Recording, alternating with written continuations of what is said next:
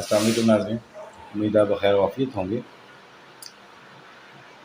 आज मैं आपसे शेयर करना चाहता हूँ कि एक नया SRO 428 इशू हुआ है 22 मार्च 2024 को, और उसमें जो टियर 1 रिटेलर्स है उस हवाले से कुछ मज़ीद कानूनी साज़ी की गई है, और इस हवाले से रियल टाइम इंटीग्रेशन मैंडेटरी है इन तमाम लोगों के लिए। अब इसमें जो लोगों को इश्यूज़ आ रहे हैं, फॉर एग्ज़ाम्पल मैं आपको बताता हूँ कि सोल एक लाइसेंस होल्डर है जो जो जिसके साथ इंटीग्रेट करना है अपनी सेल्स को, और FBR के सिस्टम के तहत FBR ने इनको लाइसेंस दिया हुआ है, और ये बहुत हाई चार्ज कर रहे हैं बिजनेसेस को। और मैं अगर आपसे शेयर करूं कि ये एक न्यूज़ है बिज़नेस रिकॉर्डर की, और उसमें एक आ गया है कि जो ये सोल प्रोप्राइटर है, सोल ओनर है, ये 15 लाख रुपए चार्ज कर रहा है बिज़नेस की इंटीग्रेशन के लिए, और 10 लाख रुपया वो लाइसेंस फ़ी ले रहे हैं, और इम्प्लीमेंटेशन टेस्टिंग वगैरह के 5 लाख रुपए ले रहे हैं। तो इस तरह 15 लाख रुपए ये इंटीग्रेशन के ले रहे हैं, और सर्विसेज चार्जेस जो हैं वो 35 लाख रुपए या 60 रुपए पर invoice, whichever is higher, ये चार्ज कर रहे हैं। तो इसका मतलब है कि ये 35 लाख अगर ये कर लें और 15 लाख वो कर लें, तो 50 लाख रुपए वो चार्ज कर रहे हैं।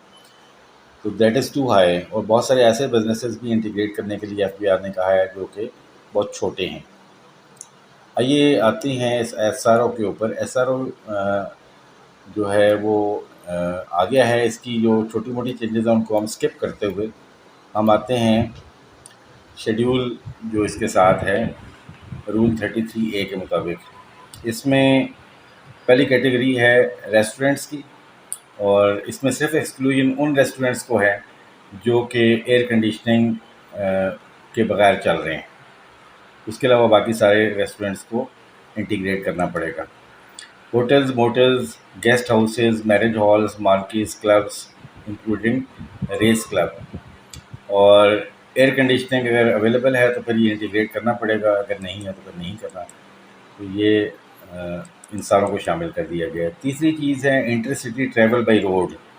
ये जो ट्रैवल सर्विस प्रोवाइडर्स हैं, अगर ये ट्रैवल सर्विस प्रोवाइडर जो है ये non air condition travel service दे रहा है, तो तब इसको ज़रूरत नहीं है इंटीग्रेट करने की। तो आपको पता ही है कि ये ट्रैवल सर्विस प्रोवाइडर्स जो हैं अपनी गाड़ियाँ एयर कंडीशन रखते हैं, वरना लोग तो उनसे सर्विसेज ही ना लें।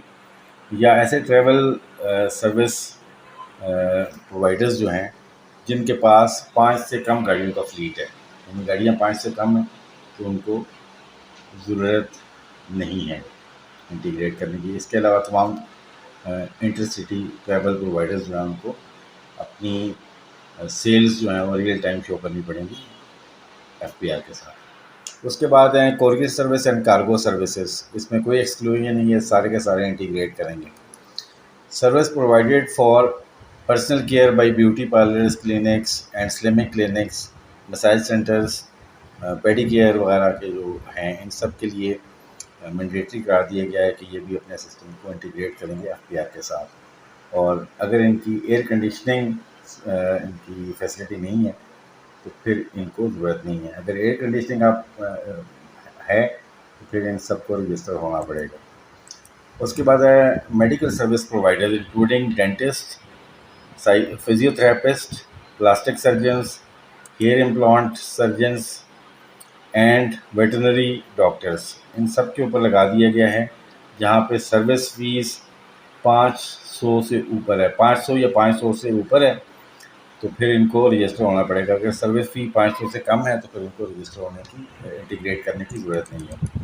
उसके बाद पैथोलॉजिकल लेबॉर्ट्रीज़ हैं, मेडिकल डायग्नोस्टिक लेबॉर्ट्रीज़ हैं, X ray, CT scan, MR imaging etcetera, इनको भी रजिस्टर करना पड़ेगा, और इनकी कोई एक्सक्लूजन नहीं है। आगे बढ़ते हैं। Private hospitals, medical care centres providing medical construction, hospitalisation और अदर एंसिलरी सर्विसेज, इनको भी किया गया है, ये मैंडेटरी इन्होंने इंटीग्रेट होना है without any exclusion. Health clubs, gyms, physical fitness centres, swimming pools and multipurpose clubs,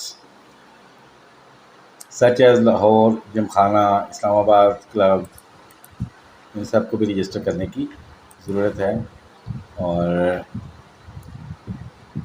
इनके लिए भी कोई एक्सक्लूजन नहीं है। उसके बाद photographers, videographers, event managers where fee charges are less than 50,000 per event. अगर 50,000 से कम है तो फिर ज़रूरत नहीं है रजिस्टर करने की, अदरवाइज़ रजिस्टर करना पड़ेगा।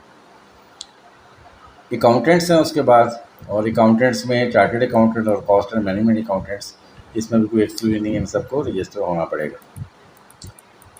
देन रिटेलर्स इंक्लूडिंग मैन्युफैक्चरर्स कम रिटेलर्स, होलसेलर्स कम रिटेलर, इम्पोर्टर्स कम रिटेलर और such other persons who combines the activity of retail sale with another business activity, ये भी इनको इंटीग्रेट कराना ज़रूरी है। अच्छा, इसमें जो एक्सक्लूजन है वो ये है कि retailer operating as a unit of national और international chain of stores, national या इंटरनेशनल चेन ऑफ स्टोर में अगर ये काम कर रहे हैं तो उनको ज़रूरत नहीं है।